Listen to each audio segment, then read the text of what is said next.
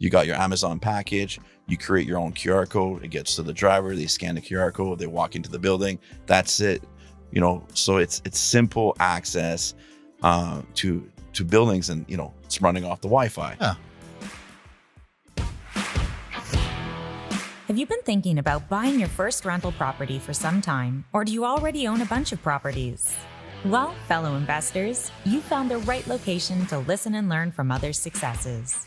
Welcome to The Very Real Estate Effect with your host, Axel Mont-Saint-Jean. Hello, and welcome back to the Very Real Estate Effect podcast, a show dedicated to real estate investing. And today, it's a pleasure and an honor to have a friend, Mathieu Laquerre, VP of Sales at WiFiPlex. Welcome to the show, man. Thanks for having me, Axel.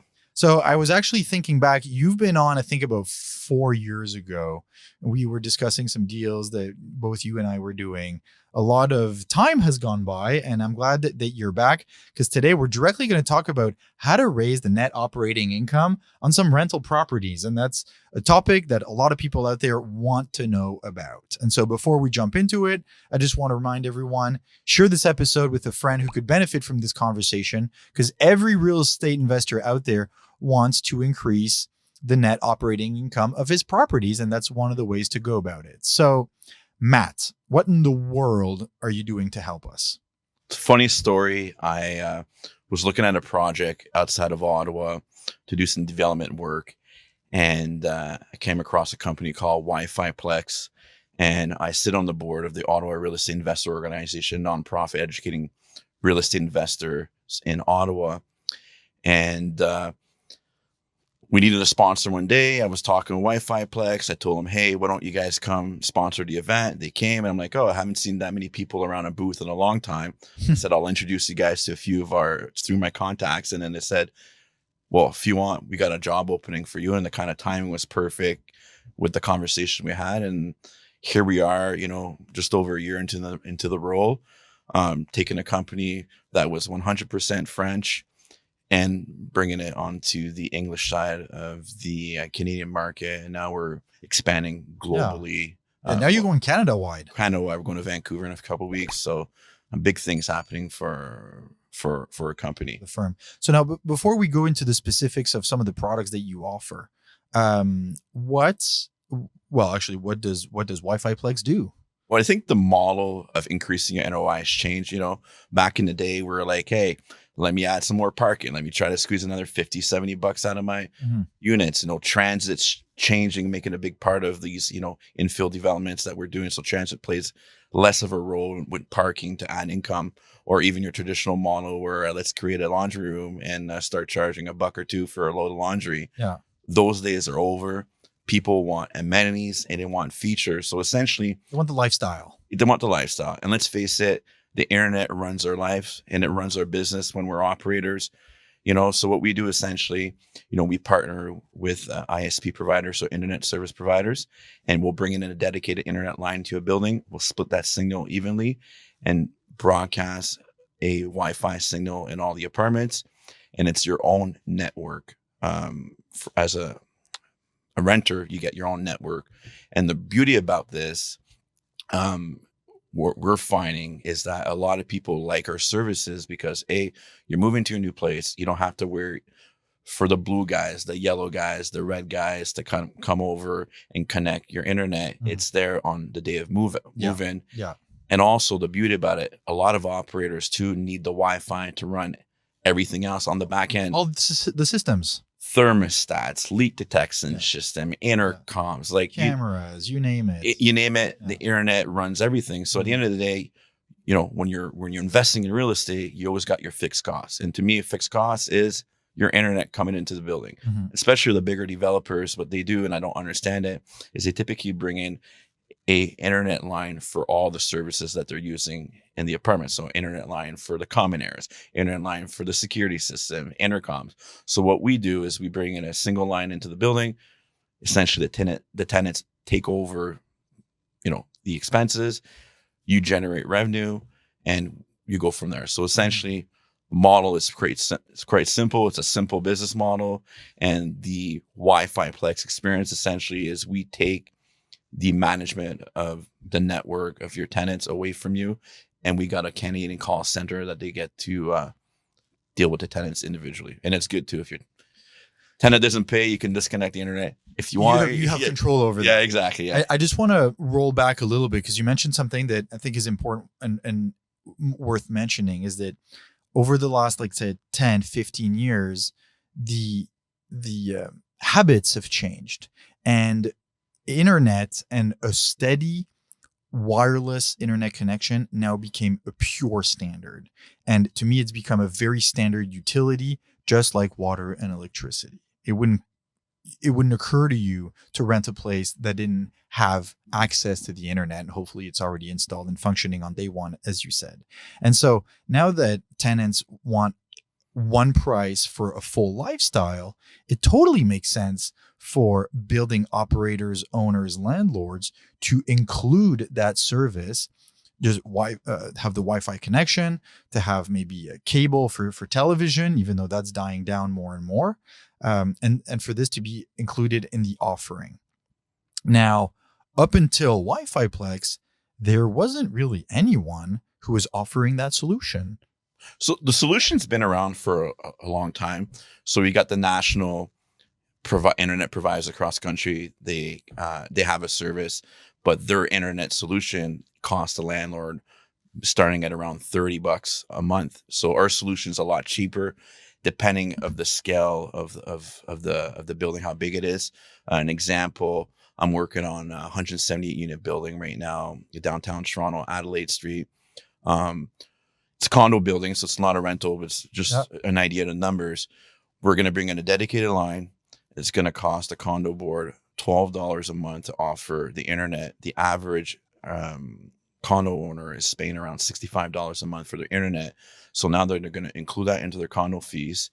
And over a 5-year case study on this building, I think they're saving just over $500,000. Oh, it's huge. And it's, at the end of the day, it's good for everyone, especially think about it as an operator, as a real estate developer. If your average cost is between $12 to $15, give or take, depending on the size of the building, you're able to mark it up, $50. And actually, yesterday I was having a conversation with the developer in Toronto. Now their pro formas in Toronto are adding $60 a month for the internet. So if you looked in Canada, internet prices are going up.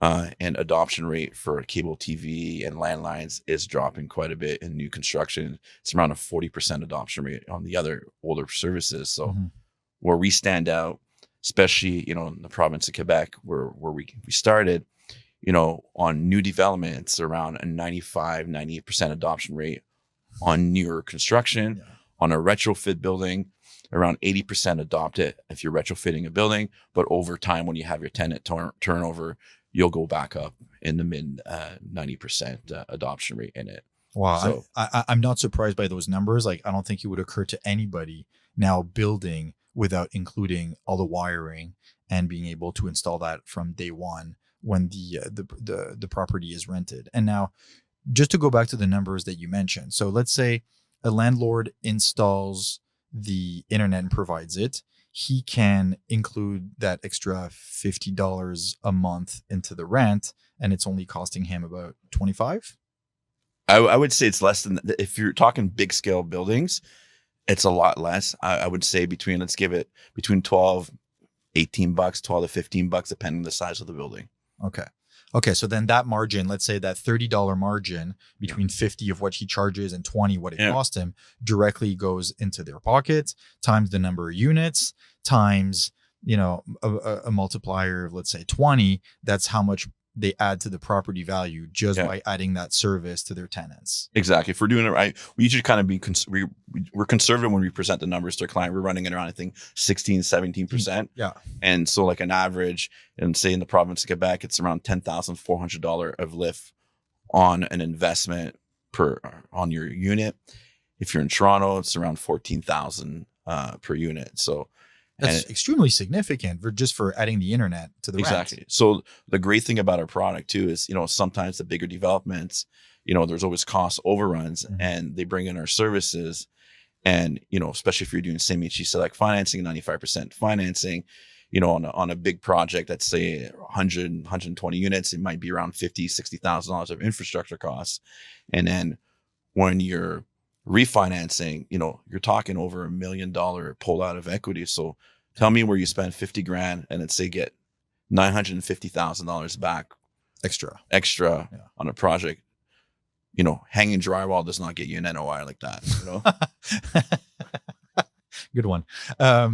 You also mentioned that now the internet kind of became the backbone for the operation of a building. What kind of other services can you offer? Well, I think we're proud to say by the time this podcast gets released, we are hopefully going to be launching our IPTV services. So it's another layer to offer to the operators, because a lot of the tenants now are big streamers, Netflix, Disney Channel, Amazon Prime, but some of them want a little bit of the channels. Mm-hmm. So now we're coming out with an IPTV service. Some still want CTV and BBC. Exactly. Yeah. So okay, that's a little bit different ball game too, because that's regulated by the CRTC, the prices and stuff. So like a basic package is I think it's going to be around $24 or $25. Mm-hmm. And then you can add extra channels if you want. Okay. The specialty channels, it might be a couple dollars more a month to do it. And the nice thing about it, it's all cloud recording and it's compatible with a lot of devices in your apartment, in your house. Okay. So we had mentioned, the complete solution for buildings. Like as a developer myself, I try to deal with less suppliers and I want each supplier to provide me more solutions. And so I've started to look at solutions for intercom, and now technology is greatly involved. We still remember like you'd press the little button and it would go bzzz, by the door. Whereas now, you have a camera, it transfers to a cell phone. You can open wirelessly and from a distance and so on. I'm thinking security and camera systems. What else is there that you can do? So we have some great partnerships with some intercom companies. The intercom models change a lot too, right? So there's some that are, you pay your licensing fee up front and there's no fees. Some of them, you're paying $2-3 per unit to offer services. So it really depends the quality of the building. But the great thing about intercoms, it's making making the management of a building a lot easier these days. Give you an example. You're a tenant. You got your Amazon package, you create your own QR code, it gets to the driver, they scan the QR code, they walk into the building, that's it. So it's simple access to buildings, and it's running off the Wi-Fi. Yeah. And we got the security cameras, we got a good new relationship with a new distributor making things even better for us for the camera systems.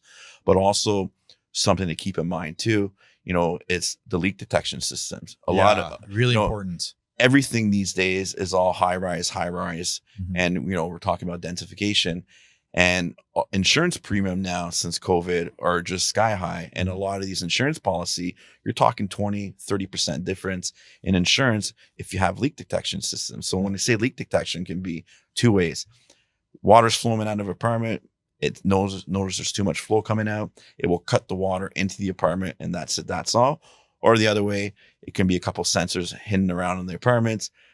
It detects the leak, and then it sends us a message on the Wi-Fi network to the operator. Hey, apartment 101's got a water leak. Yeah. Go check it out.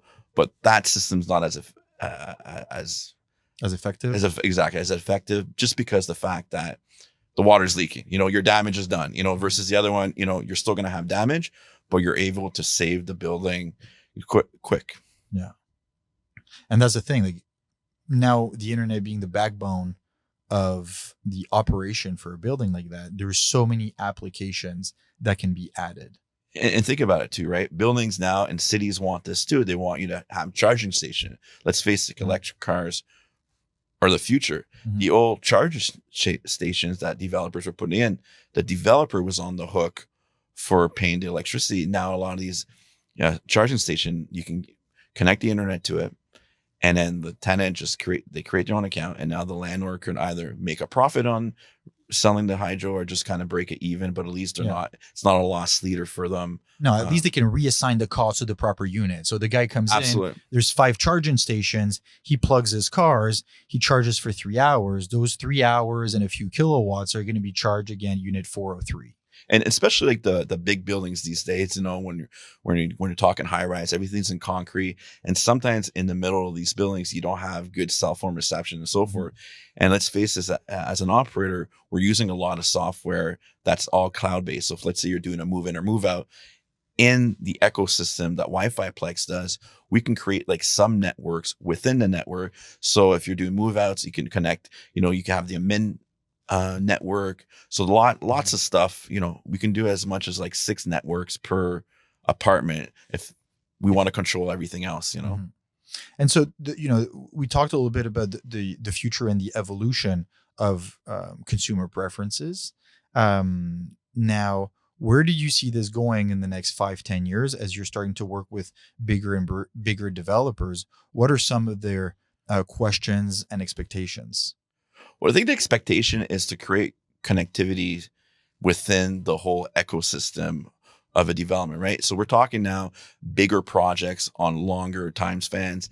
We were working on a project in Montreal called Kenaway. It's 1,000 units. The first phase, I forget, it's around 220 units, I believe.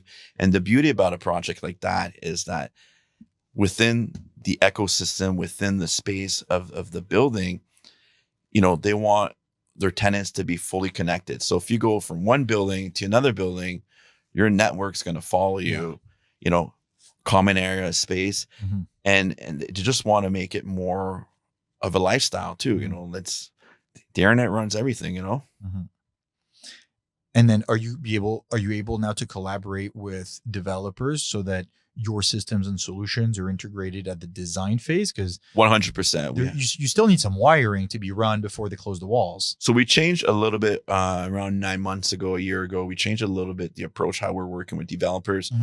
We brought in a project management team. So now they sit down on the bigger project with the developers.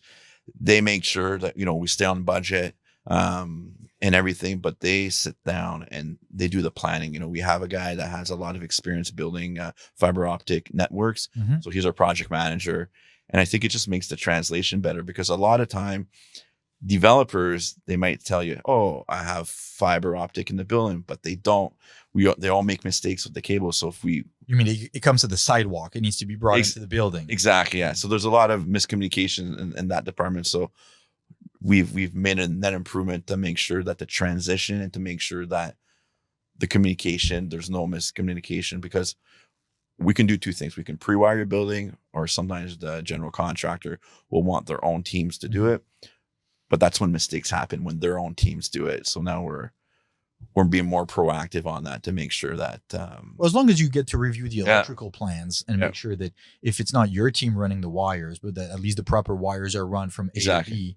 And it's interesting because sometimes in working with architects, I've noticed I wouldn't say the lack of planning when it comes to this, but like I'm not sure how to say it in English, la régie, where all the cables arrive to be able to include a switch and connect everything. I mean, yeah, it could be just in the electrical room, but nowadays that takes a fair amount of space, and it needs to be planned from the get-go. Because the traditional model, and it's changing in Canada, was that the ISP provider would sign deals or pre-wire the buildings for free, but there's no real big value add to developers. In the old days, they'd get some kickbacks, 3 to 5%, 3 to 7%, depending on how many doors you'd have. But when you're talking on average invoice of, $1,000 a year on a service, and the developer is getting, let's say, $70 a year as a kickback, that's nothing, versus the first 2-3 months with us, you're making that extra money right there. So your NOI gets boosted right away. So that's the biggest win for everyone. You're offering a service that's costing the tenants less than they would on their own. Plus, the developer wins also, because, let's face it, construction costs a lot of money in Canada now, and our offering on the refi really helps developer get that extra kick to get that take back out on the refi. Yeah. And I mean, I love it. I use this solution in already a few of our buildings. And what I've liked about the WiFiPlex is that it's funny. It was a friend, a property management person, who said, you can cut water in a building, you'll get a certain type of response. You cut the internet in the same building, you get a response that's 3 times as hard from the tenants than for water. And I was like, no, come on, you're joking. It's like, no, think about it. And it's true. Like the minute the internet stops working, people call you and needs to be fixed. And when I got some of my buildings on your solution, I was very happy to see that it comes with a 1-800 number. And if the tenant has a problem, they don't call me. They call you. And I pay a fee for that. And that's a fabulous solution in terms of moving that responsibility of the technical side to you guys who are the professionals. Because other than just saying, well, just reboot the router, I don't know what else to do. Exactly. 98% of our service call are resolved online. It's either tenants tampering with the equipment, no big deal. We can reprogram it at distance. But it's simple. It's in simple communication. I work out of the Ottawa office. Our offices are in Montreal, and we're in Montreal today. And like just yesterday, I was in the call center. And again, you have an older tenant, bought a new TV. I can't connect my TV. Yeah. So the guys, I could hear the guy pulling up the manual and, they're having a hard time connecting this TV on the Wi-Fi. But the cool thing about our system, there's a QR code. You take a picture, you're on the Wi-Fi, or you can manually override it too. But you're right. Disconnecting the internet is something that, some landlords like it in different jurisdictions. It's legal in Canada and some it's not. But it's a good way to make sure your rent payment comes on time if you cut the internet. I've never had to do that. We have really good relationships with all of our tenants, and we've never had to do this. And I'm not sure if I would, to be honest. I think there's plenty of other ways to find a suitable agreement than going to go cut the internet. But I can understand that for some, it would be a powerful point of leverage. Absolutely, and it is. Yeah. But we don't like to do that as our selling feature. We'll joke, of course we'll joke around about it. At the end of the day, it's all about offering a service, a reliable service to your tenants. And actually, it reminds me, I'll share something else that I like with your system is that one of your technical guys had explained that obviously each unit is wired and then each unit has its separate network. And that becomes really important because at some point, a couple of years ago, I got a phone call from the police saying that someone who had it was a youth. He had escaped from a youth center and he had reactivated his social media at our IP address. And so they were able to track it. And it opened my eyes to, wow, the traceability there is in today's threats, which I won't name, but you can all think of. It's really important to have that tool so that you can isolate. Because imagine you have 20 units on the same network. You don't want people to be able to control each other's TV, or someone who's doing dangerous or viewing content that they shouldn't. You need to be able to pinpoint who it is in what unit. It's a good point. It's a security layer too. As an operator, you can do your own network yourself, but the advantage of having us is you're separating yourself as a liability because we have the systems and the process to help prevent that. We had an incident, I think, a year ago. Same thing. Somebody got kidnapped. Police called this IP address. She just connected real quick to her Facebook account. Yeah. Found the apartment within half an hour. They saved her. Wow. So it's kind of cool. Like tech does make a difference. Yeah. But the good part is, we're able to try to prevent things. And not the bad stuff. Sometimes you can't see it, but at the end of the day, we're that layer of security between the operator and the tenant if something does happen. No, that's a really good example that you just shared with us. Thank you. Of it does help, and you have a role to play in all this, and as you said, managing that technology for the landlord while raising revenue. So I've been very happy with your service, and I'm not paid to say this whatsoever. This has been a good solution for us in the long run.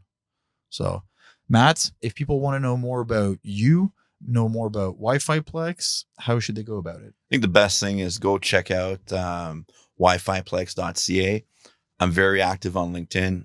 I try to write a weekly article about technology is changing so much in our space. And so they can connect with me on LinkedIn or just WiFiPlex.ca.